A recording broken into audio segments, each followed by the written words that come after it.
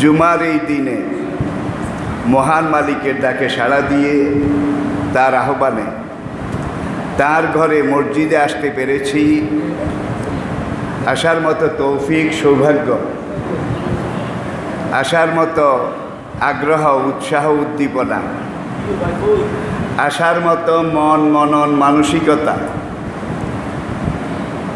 শারীরিক সুস্থতা, সেহত, তন্দুরুস্তি যিনি আমাদেরকে দান করেছেন তার দরবারে আবারও শুকরগুজারি করছি।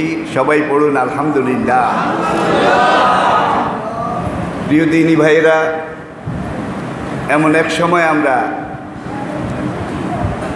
আজকে আপনাদের সামনে কথা বলছি যে সময়টা পবিত্র মুহররম মাস, কারবালার মাস, আশুরার মাস, সৃষ্টির ইতিহাসের শুরু থেকে বিভিন্ন যুগে আম্বিয়া কেরামের সময় পরম্পরায়, কাল পরম্পরায় সর্বশেষ ফোরাত নদীর কূলে কারবালা ময়দানে আল্লাহ রাসূলের কলিজার টুকরা, প্রাণ প্রিয় নাতি সাইয়েদনা হুসাইন রাদিয়াল্লাহু তাআলা আনহু সপরিবারে তার শাহাদাত, কোরবানি, এটা কিয়ামত পর্যন্ত ইসলামের ইতিহাসে, মুসলমানদের ইতিহাসে একটা মাইল ফলক হিসাবে বিরাজ করছে এবং করবে। ইমাম হুসাইন রাদিয়াল্লাহু তাআলা আনহু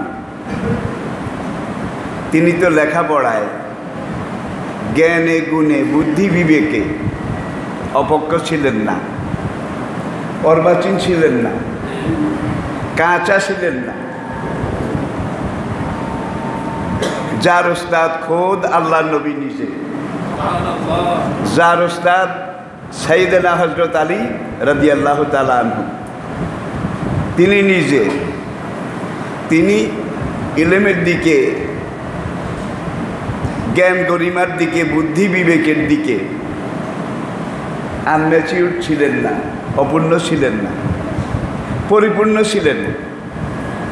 এটা স্বীকার করতে, মানতে আমাদের কোনো দ্বিধা সংকোচ নেই, থাকা উচিত নয়। কারবালা ময়দানে ইমামকে যখন অবরোধ করা হলো সপরিবারে, নিজের পরিবারের মাত্র ৭২ জন লোক, ৭২, যার মধ্যে নারী, শিশু, রুগ্ন, বিমার, নানান রকমের মাজুর মানুষও ছিল। ইয়াজিদের দুর্ধর্ষ, সশস্ত্র, সুদক্ষ, ওয়েল ট্রেন্ড, যুদ্ধবিদ্যায় পাকাপোক্ত ১০০০ সৈন্যের মোকাবিলা করা ইমাম পরিবারের এই ২০-২২ জন, তাও মক্কা মদিনা থেকে ইমাম যখন সিরিয়ার দিকে, কুফার দিকে আসতেছিলেন, সেই সময়টাতেও সাহাবায়ে কেরাম অনেকে জীবিত ছিলেন এবং তারা সবাই বয়স্ক, মুরব্বী সাহাবা ছিলেন। তারা বলেছিলেন ইমাম হুসাইন রাদিয়াল্লাহু তাআলা আনহুকে, বলা যায় না, কুফার লোকেরা যদিও বারবার আপনাকে প্রতিনিধি দল পাঠায়, খবর দেয়, যাওয়ার জন্যে বলে, কিন্তু কোনো বিপদ আপদ যদি হয়ে যায়, ঘটে যায়, সামনে আসে, আমরা একটা গ্রুপ আপনার সাথে কুফা যেতে চাই, আমাদেরকে অনুমতি দেন। ইমাম হুসাইন রাদিয়াল্লাহু তাআলা আনহু সেদিন জবাবে বলেছিলেন, আমি তো যুদ্ধ করতে যাই না, আমি যাই ইয়াজিদের সাথে একটা সন্ধি, একটা সমঝোতা, যাতে করে মুসলিম খেলাফত, মুসলিম দুনিয়াটা বর্তমানে দুইটা ভাগ হয়ে গেছে, একটা মক্কা মদিনা হেজাজ আরব কেন্দ্রিক, আরেকটা সিরিয়া, ইরাক, দামাস্ক এই কেন্দ্রিক। এখন সেখানে গিয়ে আমি ইয়াজিদের সাথে আলাপ আলোচনা করে দেখি একটা সমঝোতে আসা যায় কিনা। ইমাম যুদ্ধের জন্য যাননি। যদি যুদ্ধের নিয়তে যেতেন তাহলে ইমামের সাথে কুফা যাওয়ার মতো লোকে কি অভাব ছিল? অভাব ছিল। যখন দুশমন সৈন্য ইয়াজিদ সৈন্য কর্তৃক ইমাম অবরুদ্ধ হলেন মুহররমের 1 তারিখে, 9 তারিখ পর্যন্ত যখন ইমামকে ছাড় দেওয়া হলো না, তখন হজরতুল ইমাম তিনি বলেছিলেন, ঠিক আছে তোমরা ইয়াজিদের কাছে কুফা আমাকে যেতে দেবে না, তাইলে আমি মদিনা ফিরে যাই। ইয়াজিদের সেনাবাহিনীর সেনাপতি, সেই কুফার এই 10,000-এর সেনাপতি আবদুল্লাহ ইবনে জিয়াদ, আবদুল্লাহ ইবনে জিয়াদ ইবনে সুমাইয়া, আবদুল্লাহ ইবনে জিয়াদ ইবনে সুমাইয়া। আবদুল্লাহ ইবনে জিয়াদ এটা মানল না। 2 নম্বরে ইমাম বলেছিলেন, মদিনা যদি যেতে না দাও তাহলে আমাকে অন্যদিকে চলে যাওয়ার জন্য তোমরা ছাড় দাও। বলে যান না, তাও দেব না, আমাকে ইয়াজিদের সাথে সাক্ষাৎ করতে দাও। আবদুল্লাহ ইবনে জিয়াদ বলল, না তাও দেওয়া হবে না। এখানে একটা জিনিস লক্ষ্য করার মতো, ইমাম নিশ্চয়ই বুঝতে পেরেছিলেন এখন সামনে 2টা বিকল্প, হয় রণক্ষেত্রে নেমে ইয়াজিদের এই বাহিনীর মোকাবিলা করা অথবা আত্মসমর্পণ করা। হুসাইন চিন্তা করলেন, মোমেন তো কোনোদিন ফাসেকের কাছে আত্মসমর্পণ করে না, ইমানদার কোনোদিন বেঈমানের হাতে সারেন্ডার হয় না, ঠিক কিনা বলেন? মুসলমান জীবন দেয় কিন্তু নথি স্বীকার, মুসলমান নিজের মাথা দিয়ে দেয় কিন্তু পাগড়ি দেয় না। এটাই ইসলামের ঐতিহ্য, এটাই শাশ্বত সত্য কথা। ইমাম বুঝেছিলেন এখন যদি আমি সারেন্ডার না করি তাহলে মোকাবিলা, যুদ্ধে নামতে হবে। আর যুদ্ধে নামলে আমার হাতে তো কিছু নাই, যুদ্ধ করার মতো কিছুই নাই। আমি এখন যুদ্ধে নামা মানি আমি শেষ হয়ে যাব, আমার সঙ্গীরা শেষ হয়ে যাবে, আমার পরিবার পরিজন শেষ হয়ে যাবে। হয় শেষ হয়ে যাওয়া অথবা সারেন্ডার করা। দেখুন, ইমাম নিজে একা নন, পরিবার। হয় শেষ হয়ে যাওয়া অথবা সারেন্ডার করা। ইসলামে 2টা জিনিস আছে, উসুলে ফিকহ যেটা নিয়ম সেটা হলো একটা রুখসত আর একটা আজিমত। সংকটময় সময় সন্ধিক্ষণে একটা হলো অনুমতি, আরেকটা হলো অনুমতি ব্যতিরেকে এমন সিদ্ধান্ত নেওয়া যে সিদ্ধান্তে জীবনের ঝুঁকি আছে। স্বৈরাচারের ট্রেন, এজিদের ট্রেন 500 মাইল গতিতে স্বৈরাচারের রাস্তায় এগিয়ে যাচ্ছে। ইমাম তার পরিবারের এই কয়েকজন লোক নিয়ে এই 500 মাইল গতির ট্রেন এটা সামনে দাঁড়িয়ে কি এটাকে রুখতে পারবেন? ইমাম কি এই কথা বুঝেন নাই? অবশ্যই বুঝেছেন যে আমি এই ট্রেন থামাতে পারবো না, ইয়াজিদের এই স্বৈরাচার এটাকে রুখতে পারবো না। তারপরেও এটাকে বাধা দেওয়া আমার ইমানের দাবি। এটা আমার নানাজির খুন রাঙ্গা, দাঁত ভাঙ্গা, নানাজির রক্তে রাঙ্গা, নানাজির মাথার খুলি ভাঙ্গা দ্বীনের আদর্শ, ইসলামের সুন্নত। ইমাম সামনে দাঁড়িয়ে গেলেন, ট্রেনের সামনে দাঁড়িয়ে গেলেন, সপরিবারে সেখানে নিশ্চিহ্ন হয়ে গেলেন। ইমাম কি মরে গেছেন? ইমাম কি হারিয়ে গেছেন নাকি বেঁচে আছেন? ইয়াজিদ বোধহয় বেঁচে আছে।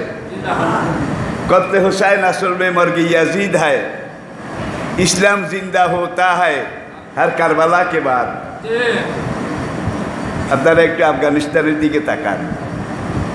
যেহেতু আফগান মুসলমানরা আমাদের দ্বীনি ভাই, আফগান মুসলমানরা আমাদের দ্বীনি ভাই। 19বিংশ শতাব্দীর শেষ দিকে ব্রিটিশ সাম্রাজ্যবাদ পুরা দুনিয়াতে তাদের রাজত্ব ছিল এবং বলা হতো ব্রিটিশ সাম্রাজ্যে সূর্য অস্ত যায় না। এই দুনিয়াব্যাপী ব্রিটিশ সাম্রাজ্য তারা আফগানিস্তান দখল করেছিল। মাত্র কয়েক বছরে আফগানের মুসলমানরা তাদেরকে গরু পিঠা চিনেন, গরু পিঠা, কুত্তা পিঠা, এইভাবে পিটিয়ে আফগানিস্তান থেকে ব্রিটিশকে বের করে দিয়েছিল। এটা ইতিহাস।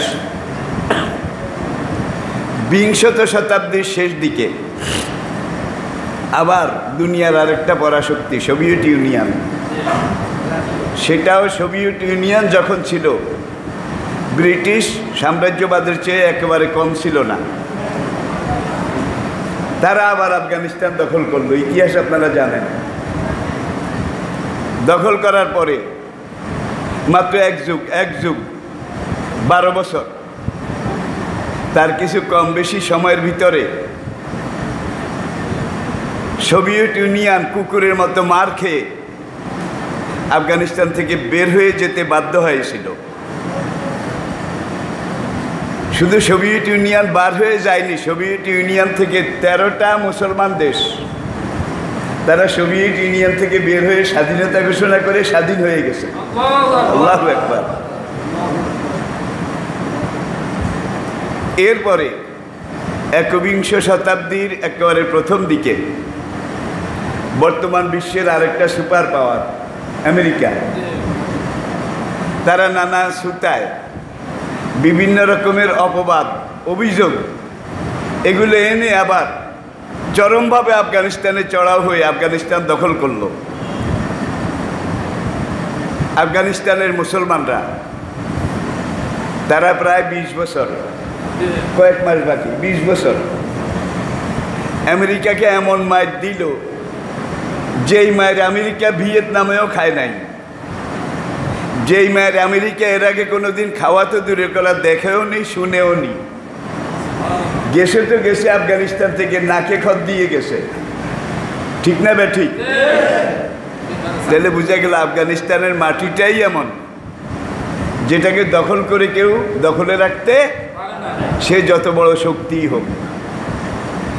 আফগানদের শক্তির উৎস একটাই ছিল, সেই ব্রিটিশ আমল বলুন, সোভিয়েত আমল বলুন, এই শতাব্দীর আমেরিকা, এই সময়টা বলুন, তারা আল্লাহ ছাড়া কারো কাছে নথি স্বীকার করেনি। আর মুসলমানরা যখন একমাত্র আল্লাহকে জেনে, আল্লাহকে মেনে আল্লাহর পথে জীবন দেওয়ার জন্য এগিয়ে যায়, ওয়াকানা হাক্কান আলাইনা নাসরুল মুমিনিন, সেই মুমিনদেরকে সাহায্য করা আমি আল্লাহর উপরে ফরজ হয়ে যায়। তাইলে আল্লাহর সাহায্য ছাড়া তো এটা হয় নাই নাকি? এবার হাদিসের দিকে একটু খেয়াল করেন।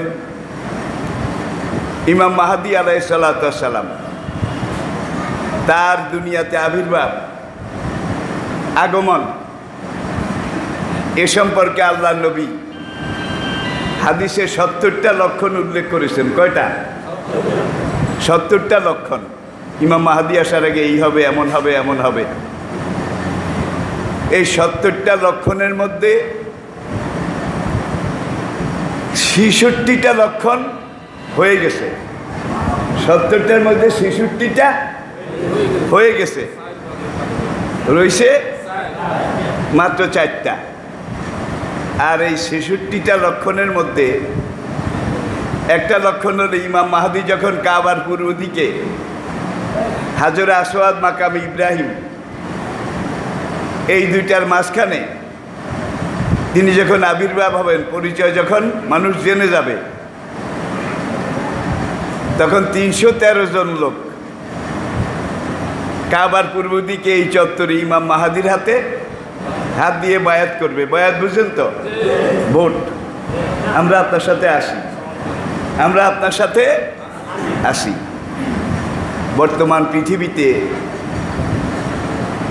অন্তত 200 কোটি মুসলমান আছে। কত? 200 কোটি। এই 200 কোটি মুসলমান বর্তমান পৃথিবীতে আছে। এখন ইমাম মাহাদি আসলে তার হাতে বয়াত করবেন মাত্র 313 জন। তাইলে বোঝা গেল 200 কোটি আছি আমরা নামে, কামে নাই। সব সাগরের ফেনা, সব পুকুর খালের নর্দমার কচুরি পানা। ঠিক না বে ঠিক? আর এখানে 313 জন, এটার একটা হাকিকত আছে, বাস্তবতা আছে। আমরা জানি আল্লাহর নবীর জীবনের প্রথম ভয়াবহ যেই জিহাদ, মোকাবিলা যুদ্ধ, জঙ্গে বদর, এই বদরের যুদ্ধে হুজুরের সঙ্গী সাহাবা কতজন ছিলেন দেখছেন? 313। এই বদরের যুদ্ধটাই কিন্তু আগামী দিনে পুরা রোম, পারস্য সহ বিশ্বের সুপার পাওয়ার, তখনকার পরাশক্তি, এগুলার পরাজয়ের বাণী বদরের যুদ্ধ বিশ্ববিজয়ের তরুণদার হিসাবে দুনিয়ার বুকে আবির্ভূত হয়েছে। তাহলে ইমাম মাহাদির হাতেও 313 জন বায়াত করবে। তাহলে বোঝা গেল কামের মুসলমান বেশি লাগে না। কি কামের মুসলমান বেশি লাগে না, অল্প হলেই বলে যে একটা শিং মাছে এক তরকারি, আর এতগুলা শিঙের লিটায়ও তরকারি তো দূরের কথা, একটা পাঁচও না হয় না। ঠিক কিনা? তাহলে আমাদের অবস্থাটা, বর্তমান বিশ্বের অবস্থাটা, নবীজি বলেছেন কাবার পূর্ব দিকের সেই চত্বর থেকে ইমাম মাহদী আলাইহিস সালাতু ওয়াস সালাম যখন ডাক দেবেন পুরা দুনিয়াবাসীকে, তোমরা যারা সত্যিকার মুসলমান রয়েছ, দাজ্জালি শক্তি, দাজ্জালের ফিতনা, বর্তমান দুনিয়াটা কিন্তু পুরা দাজ্জালের দখলে আছে। বলবেন যে দাজ্জাল তো এখনো আসে নাই। দাজ্জালের সেনাদের হাতে আছে, দাজ্জালের কর্মী কর্মচারী অনুসারীদের হাতে আছে। অমুসলিমের মধ্যেও দাজ্জালের খলিফা আছে, মুসলমানের মধ্যে আরো বেশি আছে বোধহয়, নাকি নাই? মুসলমানের মধ্যে যারা মুনাফিক, তারা কিন্তু কাফেরের চাইতে ভালো না খারাপ? সূরা তাওবার ওই আয়াত, ইন্নাল মুনাফিকিনা ফি দারকিল আসফালি মিনান নার। আখিরাতের শেষ বিচারে আবু জেহেল, উতবা, ওলীদ, রবিয়া, মুগীরা, সায়বা, ফেরাউন, নমরুদ, সাদ্দাত, এরা জাহান্নামের যেই তবকায় যাবে, মুসলমান নামধারী মুনাফিকেরা তার চাইতে আরো 3 ডিগ্রি নিচে যাবে।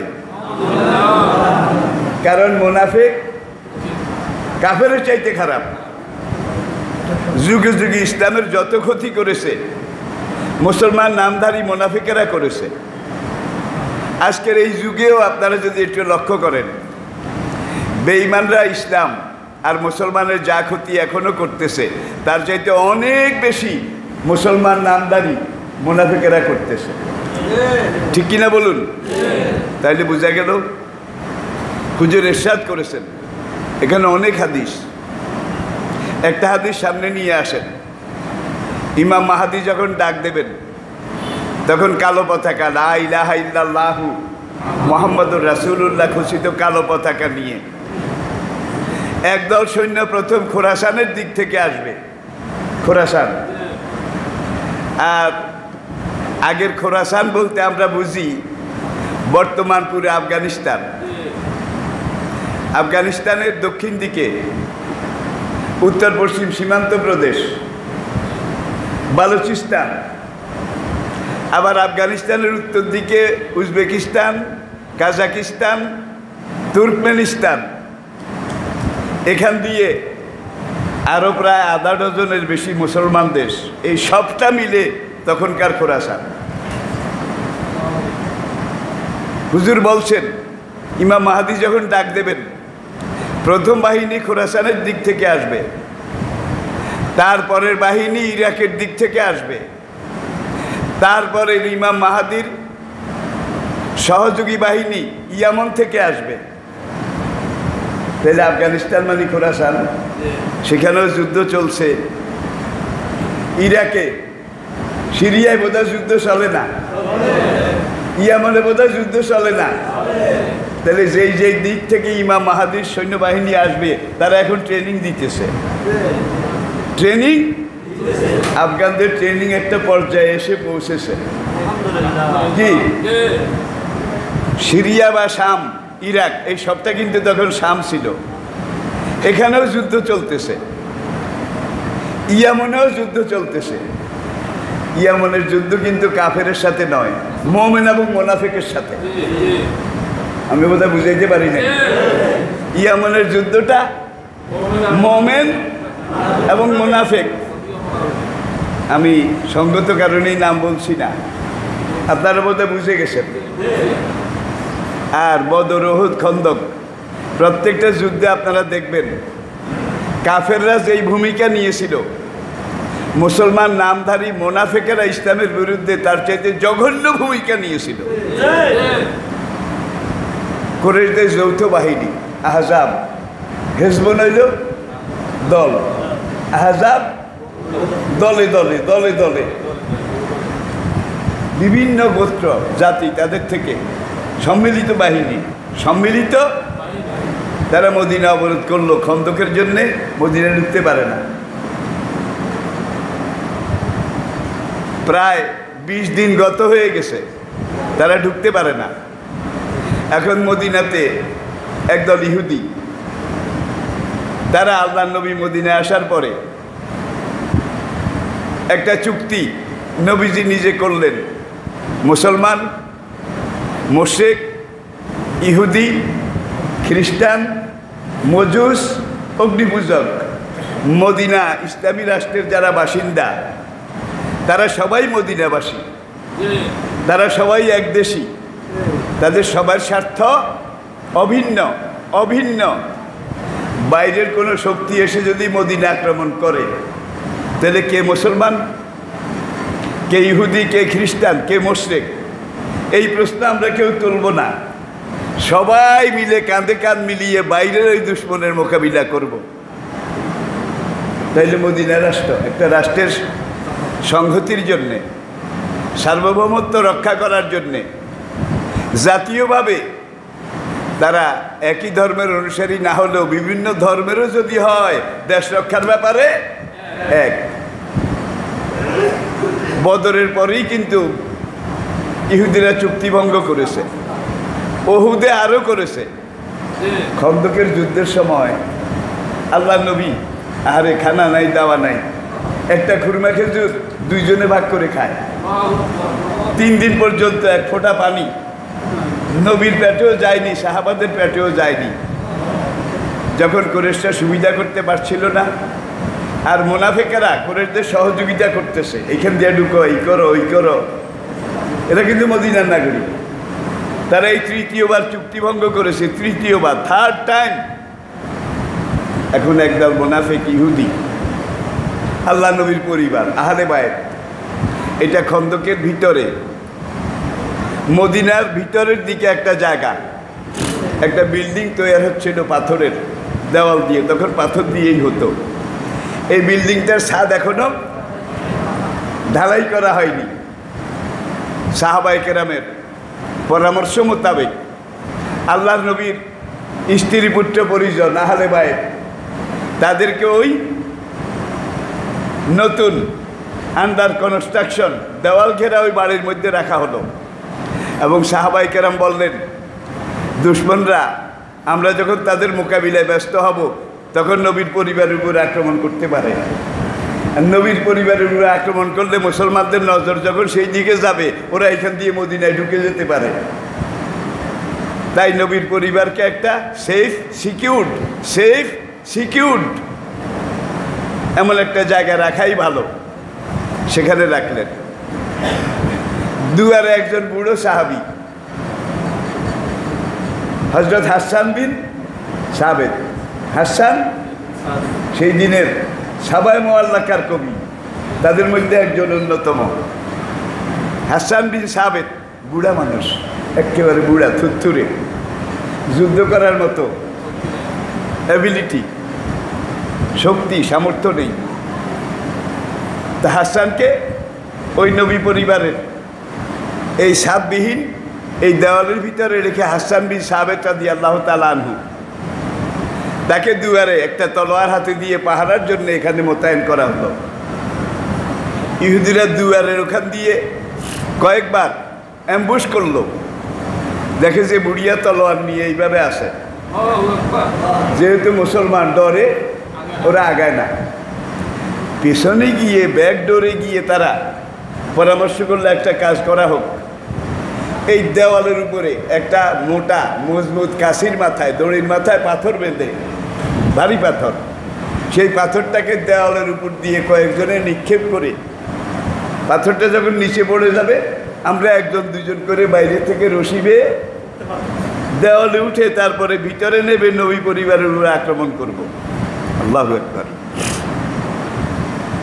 এখন ওই নবী পরিবার আজওয়াজে মুতাহারাত আর নবী পরিবারের আহলে বাইত, তারা এই দেওয়ালের ভিতরে হযরত সাফিয়া রাদিয়াল্লাহু তাআলা আনহা, তিনি লক্ষ্য করলেন যে দড়িটা এইভাবে এইভাবে নড়ে, দড়িটা নড়ে। পাশে ছিলেন উম্মত জননী হযরত উম্মে সালমা রাদিয়াল্লাহু তাআলা আনহা। আল্লাহু আকবার। নবীর এই দুইজন বিবি, তারা সিনিয়র মোস্ট, সিনিয়র, বেশি বয়স তাদের। এই দুইজনে দেখে বলল যে নিশ্চয়ই কোনো দুশ্মন রশি বেয়ে ভিতরে ঢুকার চেষ্টা করতেছে। এই বলতে না বলতেই একটা বেঈমান ইহুদি সেই দেওয়ালের উপরে উঠে রশি বেয়ে নিচে নামলো ঘরের ভিতরে। সাফিয়া রাদিয়াল্লাহু তাআলা আনহা, ভিতরে তো কোনো আচ্ছার টাচ্ছার নাই, তলোয়ারও নাই। ওই যে দরজা বন্ধ করে কাঠের খেজুর, খুরমা খেজুর গাছের একটা খিল, এইটা নিয়ে ওই হাসান বিন সাবেত, ওই বুড়া গেট প্রহরী, তার হাতে ওই দুয়ারের, এটা কি করেন আপনারা, খিল, এইটা হাসান বিন সাবেতের হাতে দেয় আর কয় উক্তুল হু, এই বেলারে কতল করো।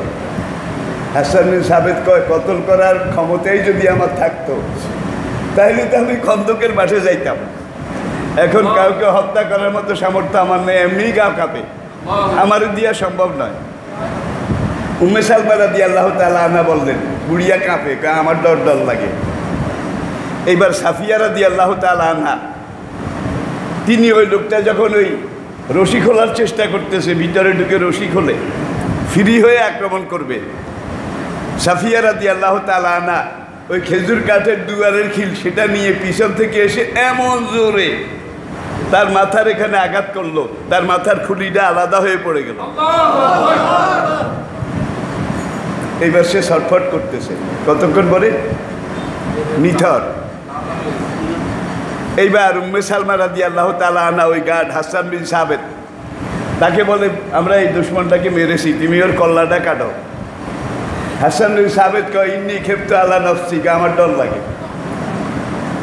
এইবার নবীর এই দুই বিবি, তারা একজনে কল্লা ধরলেন, আরেকজনে কোপ দিয়ে কাটলেন। কাটার পরে গায়ে যে ওড়না ছিল, ওড়নার মধ্যে মাথাটা পেঁচিয়ে একটা পুটলির মতো বেঁধে দেওয়ালের উপর দিয়া এইভাবে বাইরে নিক্ষেপ করলেন। বাইরের মোনাফেক কাফেররা যখন দেখলো আমাদের একটা মাত্র লোক ঢুকেছে, ঢুকার একটু পরেই কল্লাটা আমাদেরকে ফিরিয়ে দেওয়া হয়েছে, বুঝা গেছে এখানে কত রিজার্ভ সৈন্য আছে। আল্লাহু আকবার, আল্লাহু আকবার। আল হরব খেদাউন, যেটা যুদ্ধ, এটা হলো এক ধরনের ট্রিক্স এবং বিভিন্ন রকমের চিকন বুদ্ধির কাজ, ঠিক কিনা বলেন? এটা আমার আলোচনার বিষয় নয়, এই জন্যই কথাটা বলেছি যে জেহাদ যখন সর্বাত্মকভাবে শুরু হয় তখন বুড়ো, জোয়ান, নারী, পুরুষ সবার উপরে সমভাবে জেহাদে শরীক হওয়া ফরজ হয়ে যায়, ঠিক কিনা বলেন? বাংলাদেশ আমরা আমাদের দেশ নিয়ে গর্ববোধ করি। আলহামদুলিল্লাহ, আমাদের দেশটা কিন্তু বর্তমানে আমাদের পার্শ্ববর্তী দেশের চাইতে আর্থ সামাজিক দিকে অনেক উপরে আমরা আছি, অনেক ভালো আছি আলহামদুলিল্লাহ। পদ্মা সেতু সেখানে এই পর্যন্ত 6 জন লোক ধরা পড়ছে, 6 জন। তারা ওই সেতুর কোনখান দিয়ে কি কোন দিকে কি অবস্থা এগুলো দেখে আর কি। এই 6 জন কিন্তু হেতারা, হেতারা বুঝেন কি? কবুতরে ধান খায়, কাউয়ার চোখে টনটনায়। বাংলাদেশের মতো একটা দেশ, আমাদের সাপোসার মতো, আমরা যাদেরকে করদার্য মনে করি, তারা পদ্মা সেতুর মতো এত বিশাল একটা কনস্ট্রাকশন করেছে, এরপরে পাগল একটা ধরা পড়ছে, তাও সেখানে। এইটারে পরীক্ষা করে দেখে এইটাও কিন্তু এই জাতি, এই জাতি। এই পর্যন্ত কয়েকবার ফেরি সেখানে ধাক্কা লেগেছে। যারা বিশেষজ্ঞ তারা মনে করতেছে এইটাকে নিয়ে হয়তোবা কোনো একটা বড় ষড়যন্ত্র করা হচ্ছে। শুধু এইটা নয়, আমাদের সব ব্যাপারে। হরিপুরে যেই তেল পাওয়া গেছে, তেলের খনি, আপনারা কয়েক বছর আগে এটা জেনেছেন। হরিপুরের এখান থেকে যদি তেল টান দেয়, তাহলে আসামের ডিব্রুগড় সেখানে হলে এটার মাথা, আর ডিব্রুগড়টা হলে এখান থেকে 1 মাইল উপরে, 1 মাইল উপরে। এখন এখান থেকে তেল টান দিলে আগে ওগুলো আসবে নাকি? আগে উপরের গুলো আসবে। যার জন্যে যে কোনোভাবে হোক, সব কথা তো বলতে পারি না, মুখে তো। বুড়ারা দেখছে গরুর মুখও কাঁচ দিত, কাঁচ। ওলামায়ে কেরামের অবস্থা ভালো না। এখন আমরা যারা কথা বলছি, জীবনের ঝুঁকি নিয়ে বলছি, বিশ্বাস করেন, জীবনের ঝুঁকি নিয়ে বলছি প্রিয় ভাইরা। তবে মনে রাখতে হবে, ইসলামে কোনো জঙ্গিবাদ নাই।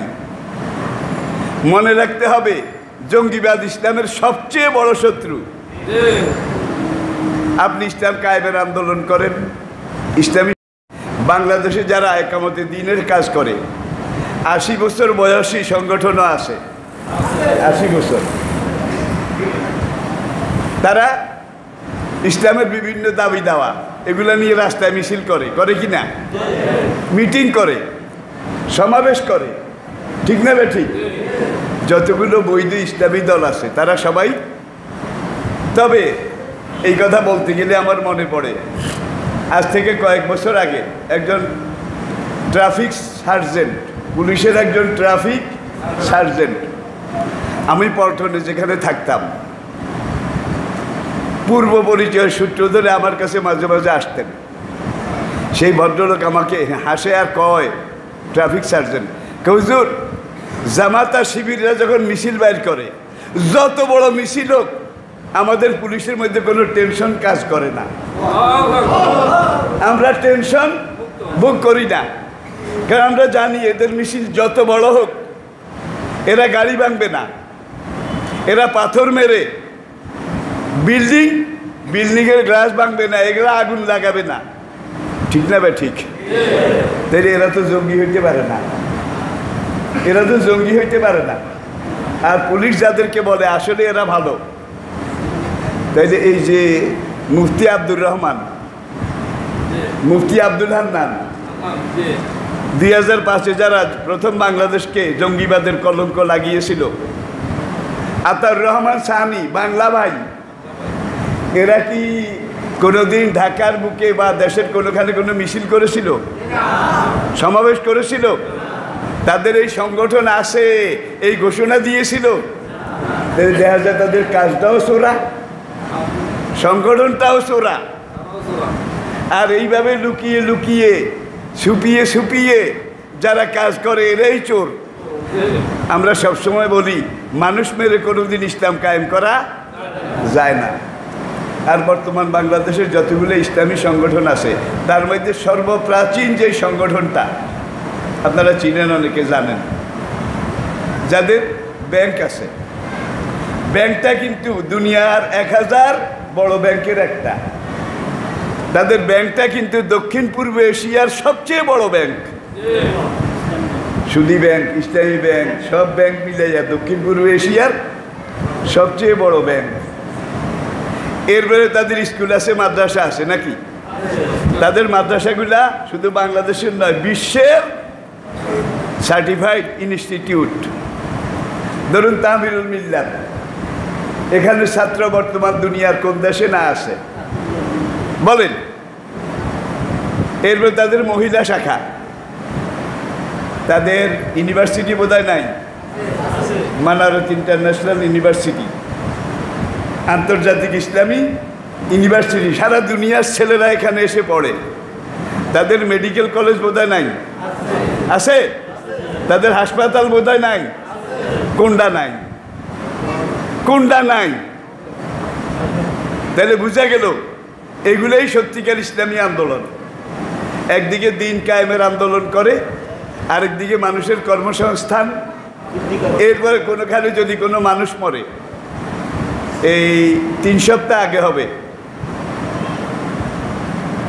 যে একজন কর্মী মারা গেছে, সেই দলের যিনি প্রধান, চিফ দলীয় প্রধান, তিনি নিজে গিয়ে ওই কর্মীটার জানাজার ইমামতি করেছেন। দলের যিনি প্রধান, তিনি নিজে কবরে নেমে ওই মুদ্রাটাকে কবরে রেখে দাফন করেছেন। বাংলাদেশে অন্য কোনো দলের কি এরকম কত কর্মী মরে? কেউ কি খবর নেয়? কেউ কি খবর নেয়? কাদের সিদ্দিকী একটা কথা কইছিল গতবার, করোনা যখন শুরু হয়েছিল, একদিকে করোনা শুরু, আরেকদিকে ত্রাণ বিতরণ। যত ত্রাণ যতখানে দিছে তাদের পাইপলাইনে দেখা যায় মানুষ পায় নাই, সব জাগরে দিছে। কাদের সিদ্দিকী বাপের বেটা, এখন কিন্তু রাজাকার।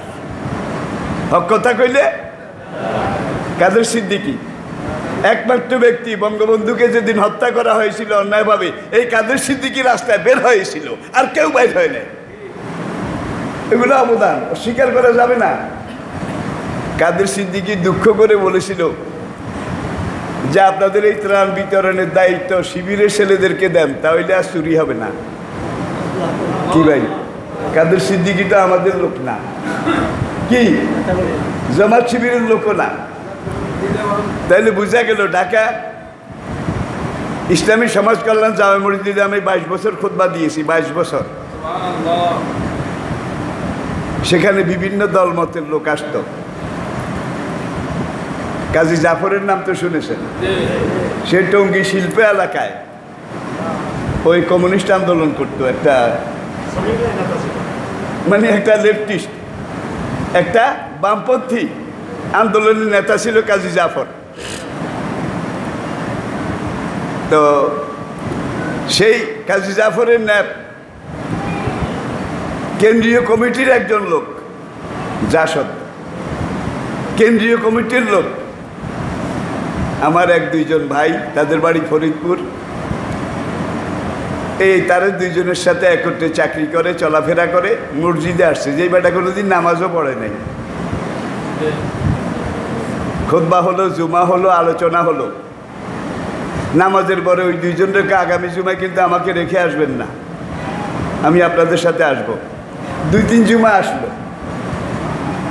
এরপরে একদিন ওই 2 ভাই তাদেরকে বলে যে খতিব সাহেবের সাথে নামাজের পরে আমার একটু দেখা করান। কাহা, খতিব সাহেব তো রুমে যাবে নামাজের পরে, ওখানে চা পান টান খাবে, ঠিক আছে আপনাকে নিয়ে যাব। সেই লোক আসলো। আসার পরে আমার একটা হুজুর, আমার একটাই মাত্র মেয়েটা এবার কেমিস্ট্রিতে মাস্টার্স কেমিস্ট্রির পরীক্ষার্থী। এখন কেমিস্ট্রি এমন একটা সাবজেক্ট, অঙ্ক, এটা কিন্তু খুব ব্রিলিয়ান্ট। টিচার না হইলে তা আপনি আমাকে অন্তত 1 মাসের জন্যে ঢাকা ইউনিভার্সিটির একটা ব্রিলিয়ান্ট ছাত্র দেখে আপনি পছন্দ করে দেন, 1টা মাস আমার মেয়েটাকে কেমিস্ট্রির অঙ্কগুলা করাবে। আমি বললাম ঢাকা ইউনিভার্সিটির কত ছাত্রই তো এইভাবে টিউশনই করে, আপনি একজন দেখে নেন না, আমার কাছে আসলেন কেন? আমি জানি আপনি দিলে তো শিবিরের সদস্য দেবেন। আমি বললাম আপনি করেন যা সৎ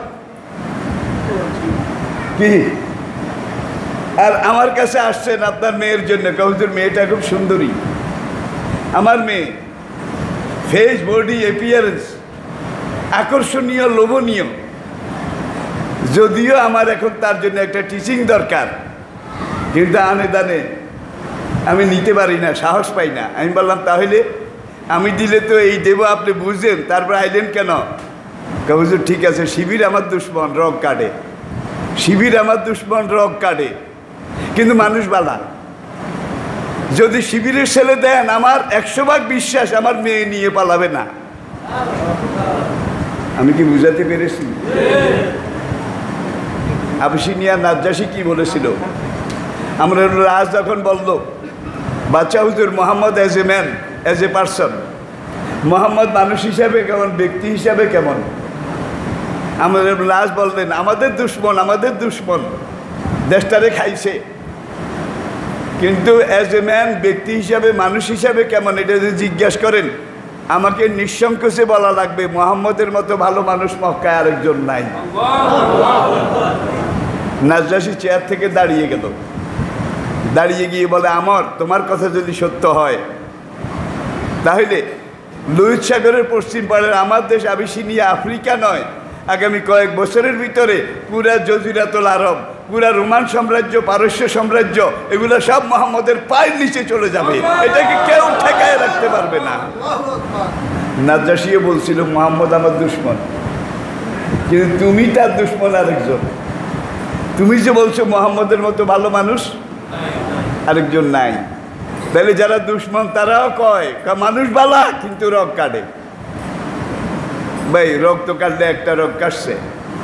গত কয়েক বছরে হিসাব করেন, পদ পদবী, নেতৃত্বের জন্য নিজেকে মানুষ নিজেকে কতজনরে গুলি করেছে, কল্লা কেটেছে, নিজেরা নিজেরা। এমন রেকর্ড আসে না নাই? আসে না নাই? আল্লাহ আমাদের সবাইকে বুঝ দান করুন। আফগানিস্তান আমাদের জন্যে, জনগণ আমাদের জন্য মডেল। একবার নয় বারবার তারা দখলদার দুশ্মনের মোকাবিলা করে নিজের জায়গায় টিকে আসে। তারা বিভিন্ন জাতি, গোত্র, সম্প্রদায়, আল্লাহ তাদের মধ্যে এমন একটা ঐক্য গড়ে দিন যাতে করে ইমাম মাহাদির সার্থক প্রথম কাতারের সেনাবাহিনী হিসাবে তারা দাঁড়িয়ে থাকতে পারে এবং এগিয়ে যেতে পারে। যত কিছু যা করেন, ইমাম মাহাদির সৈন্য যখন এগিয়ে যাবে, দাজ্জালের যত শক্তি থাক সব কি মেসাকার হয়ে যাবে, ঠিক কিনা বলেন? তাইলে খোরাসানি বাহিনী এটা বলতে আমরা আফগান মুসলমানদেরকে বুঝি, ঠিক কিনা বলেন? তাইলে ব্যাকগ্রাউন্ড সব তৈরি হয়ে গেছে, প্ল্যাটফর্ম তৈরি হয়ে গেছে।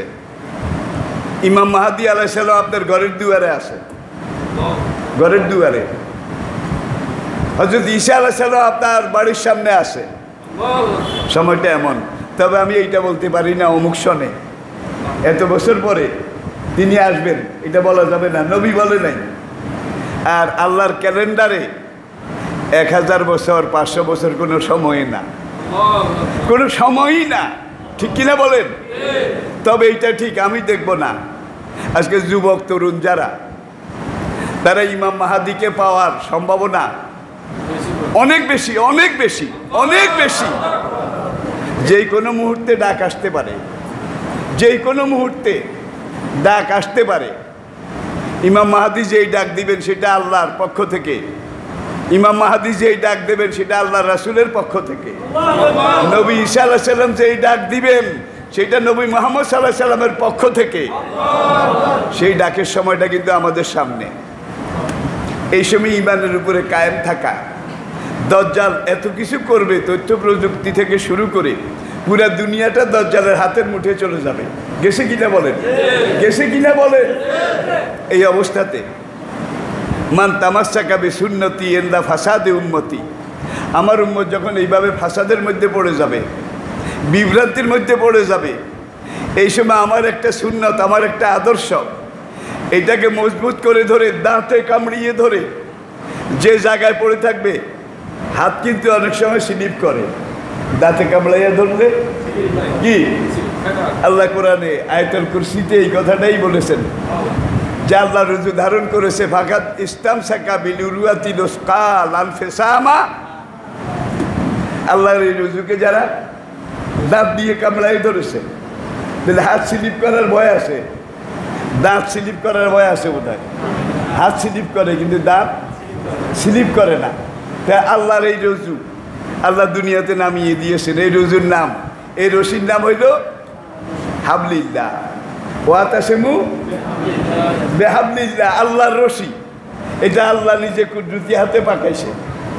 এটা কোনদিন ছিঁড়বে না, ভাঙবে না, বিচ্ছিন্ন হবে না। আল্লাহ বলছে তোমরা সমাজের দেশের সকল মুসলমান একত্র হয়ে আল্লাহর এই রশিকে ইস্তামসাকা দাঁতে কামড়ায় ধরো। রশির এক হাত আসে মোয়াল্লা আমি আল্লাহর হাতে, রশির আরেক মাথা তোমাদের সামনে আমি ছেড়ে দিয়েছি। সারা দুনিয়ার মানুষে যদি এই রশি একত্রে এসে ধরে তাহলে জায়গার অভাব হবে না। তোমরা সবাই এই রশি দাঁতে কামড়ায় ধরো, আমি আল্লাহ উপর থেকে এক টান দিয়ে তোমাদেরকে জান্নাতে ফেলে দেব। আল্লাহ সেই উরওয়াতিল উসকা, আল্লাহ সেই খোদাই রশি লান ফিসামা লাহা। আল্লাহর এই রশি আপনারা ধারণ করতে রাজি আছেন প্রিয় মুসলিম ভাইয়েরা? সুতরাং যত রকমের বিভ্রান্তি, যত রকমের কিছু, আপনারা এমন পথে হাঁটুন যেই পথে ইমাম হোসেন হেঁটেছিলেন। যেই পথে হাঁটতে গিয়ে পথটা কিন্তু কঠিন, খুন রাঙ্গা, দাঁত ভাঙ্গা, ঠিক কিনা বলেন? বিলাই চিনেন? বিলাই, বিড়াল, বিড়ালের স্বভাব কি? একবার যদি একটু ডাল লাগে তার সাথে তুফান হয়, 6 দিন 6 রাত এক মুহূর্তের জন্য বৃষ্টি থামে না। সালার বিলাই চৌকির এক কিনারে কম্বলের উপরে শুয়ে থাকে 6 দিনের উপাস, তারপরেও বাইরে হয় না, গায়ে বৃষ্টির ফোঁটা, ঠিক কিনা বলেন? এখন আমাদের অনেক মুসলমানের অবস্থা কিন্তু ওই বিড়ালের মতো। বাইরে আবার কিছু পড়ে নাকি, বাইরে আবার কিছু কয় নাকি, বাইরে আবার কিছু আসে নাকি, বাইরে আবার দুশ্মনে কেউ আমাকে টার্গেট করে নাকি, এমন একটা অবস্থা আসে না নাই? আসে না নাই? সাহাবায়ে কেরামের জীবনে বোধহয় এমন অবস্থা ছিল না, নবীদের জীবনে বোধহয় এমন অবস্থা ছিল না। একজন মুমিনের পুরো জীবনটাই রিস্কি, ঝুঁকিপূর্ণ। No risk no gain, no risk no gain. আপনি যদি রিস্ক না নেন কোনোদিন আপনি বিজয়ী হতে পারবেন না। আমাদেরকে এখন সবাই মিলে আসুন, সব রকমের ভুলভ্রান্তি বাদ দিয়ে আমরা আল্লাহর পথে, হাবলিল্লাহর পথে, ইমাম হোসেনের পথে এগিয়ে যাই। আল্লাহ আমাদেরকে সেই তৌফিক দান করুন। আমা আলাইনা ইল্লাল বালাগ ওয়া আখির দাওয়ানা।